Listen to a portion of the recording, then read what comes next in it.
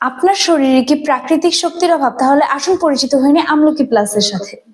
দৈনিক ক্লান্তি, হজমের সমস্যা বা রোগ প্রতিরোধ ক্ষমতা কমে গেলে আপনার সাধারণ জীবনেই প্রভাব পড়বে। কিভাবে ব্যবহার করবেন চলুন জেনে নিন। আমলকি প্লাস সিরাপ প্রাকৃতিক আমলকি আয়ুর্বেদিক উপাদান সমৃদ্ধ সিরাপ যা তৈরি হয় আপনার সুস্বাস্থ্যের জন্য।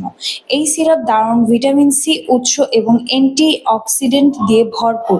এটি হজমে সহায়তা করে এবং ইমিউনিটি বুস্ট করতে সাহায্য করে।